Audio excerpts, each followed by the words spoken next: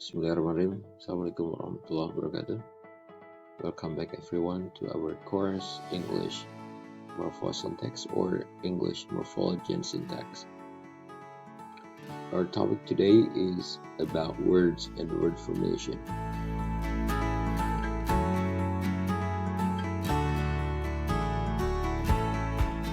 Okay, so what are words like? Somehow our brain stores lots of words, thousands of words, or even tens of thousands of words, and the words are stored in the so-called mental dictionary, or technically known as lexicon. So for example, we have this word lecturer and actor.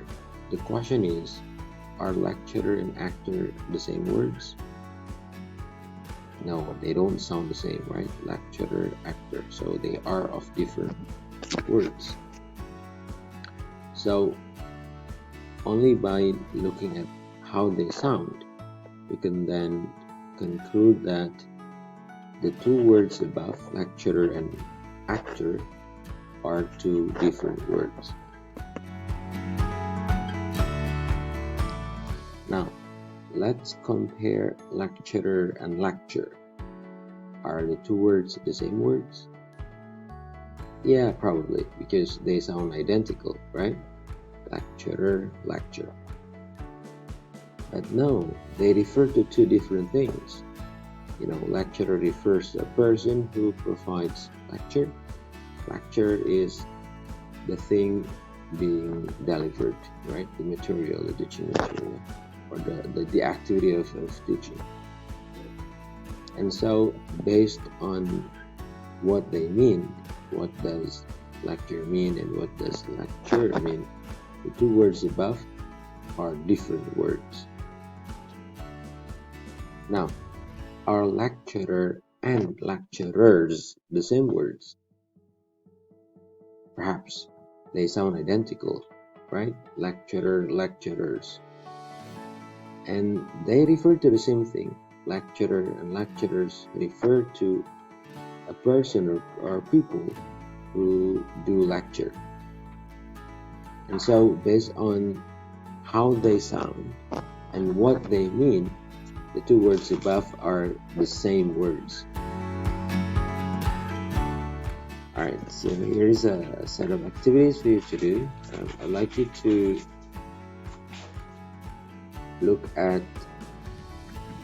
the pair of words in each set, like sun, moon, and month, so on and so forth, and decide for yourself whether the two words in each question are the same or different, right? And then put your question in the comment. Sorry, put your answers in the comment. Right. Alright, now let's talk about derivation. So, for example, we have this form farm, right? And then another similar form, farmer. The question is, are farm and farmer the same words? Well, if you focus on the sound, they sound similar, right? Farm, farmer. Now, the second thing, do they refer to the same thing? Well, farm refers to the activity of farming, right? The activity of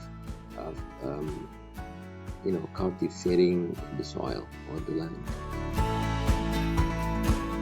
Farmer refers to a person, right? A profession, a person who does farming. And so somehow farm and farmer are associated with some sort of cultivating the soil. So they refer to something related, right? Now, can they be the same words? Well, no. Why? Because they belong to two different lexical categories.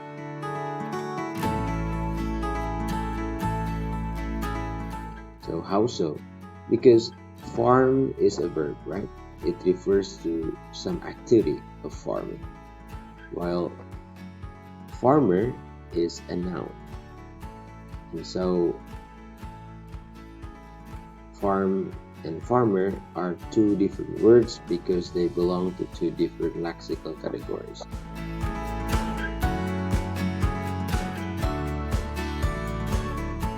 But somehow our intuition says farm and farmer appear to be related, right? If you look at how they are spelled and how they are pronounced, especially the first part, farm, right? Farm, farmer. They should be related to some extent. And the answer is yes, they share the same root, farm, right? And so somehow we understand that farmer comes from farm, right? And so what we can conclude up to this point, farmer is a noun derived from the verb farm. Okay? Now let's talk about inflection. So lecturer and lecturers. So are they the same? Lecturer and lecturers, right? So phonologically speaking, they sound identical. So listen, lecturer and lecturers. And then these two words also refer to the same thing. Lecturer, person who does lecturing. Lecturers are people who do lecturing. And they also share the same lexical category. Both are noun. So what makes them different? Well, lecturer refers to a single person, right? Lecturers, on the other hand, refer to a group of people doing lecturing. And so lecturer is singular, lecturers is plural. Okay, so these two words differ in grammatical function. So how many inflectional morphemes or affixes in English? Well, it's quite a lot. So we have s or is, right? And it functions as a third person singular present marker. And this suffix attached to verbs like teach, teaches, right? And then we also have, English also has the or ed.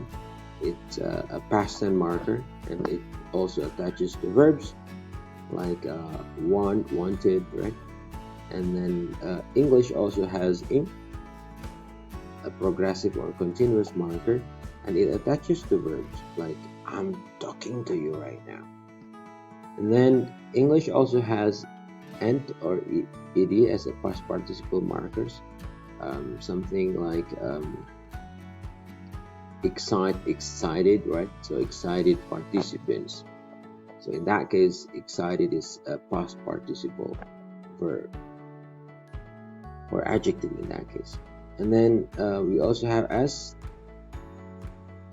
This as sounds the same as the first as.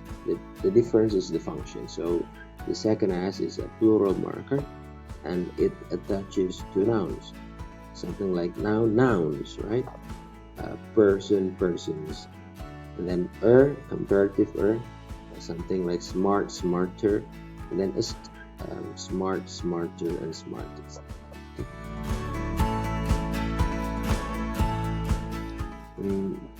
We have a set of exercises for you to do. If you want to try to do all this, just put or write your answers in the comment.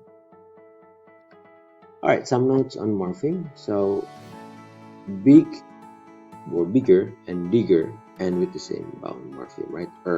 Digger, bigger. So is in bigger the same as in the second? Well, let's find out. The answer is no. The first one is inflection, right? Bigger in that case is a comparative form. So this one is big, but that one is bigger. So it is used in comparative context. The second one, bigger, it is not comparison. Instead, it refers to a person who does digging, right? And so the second one, bigger, is derivational. So instead of referring to some comparison, bigger refers to a person, right? And so it's derivational, creating a new word. But yet, we are looking at the same spelling, or we are also looking at the same sound, bigger, bigger. And so, having the same sounds, these affixes are then called morphemes, right? Or sounding the same. And so, if you are looking at morphemes that sound the same, and yet they refer to two different things, then they are called morphemes. Alright, and then as we have learned earlier, there are two types of morpheme. Free morphemes like handsome, lecture, happy, funny, right? We cannot break this morpheme further down. And then we have bound morpheme like so these morphemes should attach to something else, okay? Like should attach to something like smart, right? Smarter. Now, how about this little ending that occurs with these words: infer, confer, refer, defer, prefer, and transfer? So these words end with the same, set of sounds: fur, fur, fur, fur, fur. And so, do you think this fur ending is associated to some extent or related? Well, yeah, historically speaking, we can infer some meaning, and this fur has some meaning of carry or bring. And so, fur in this context could be considered as an instance of bound roots. Why not bound morpheme? Well, because infer is a single morpheme. And so, historically speaking, in the past, this fur is a suffix, but it's not a suffix anymore in the modern English. Okay? And so, fur is an instance of bound roots because it's part of the root today. Alright, content morpheme. So, it refers to a sort of morpheme that has concrete meaning, like, airy, handsome, lecture, happy, funny, right? Well, function morpheme or functional morpheme, it refers to a set of morphemes that carries grammatical roles, such as comparative or pluralist, right? So here is a quite complete picture of free and bound morphemes, and so this free and bound morpheme can be divided into content and function. Okay. All right. There is another set of exercises for you to work on. And if you want to try to answer these questions, go ahead to write your answers in the comment. Alright, so last part is the homework. So some people describe morphology as a study of how words are built up. Others describe it as a study of how words are broken down. Right? So what assumption does each of these two descriptions make about how words are stored in our mental lexicons? Based on what you know so far, is one of these descriptions more or less accurate? Why do you think so? So this is something that I want you to wonder, right? And let me know what you think. Right? You can put your answers in the comment box or in the online learning platform. Thank you guys for being with me. Assalamualaikum warahmatullahi wabarakatuh.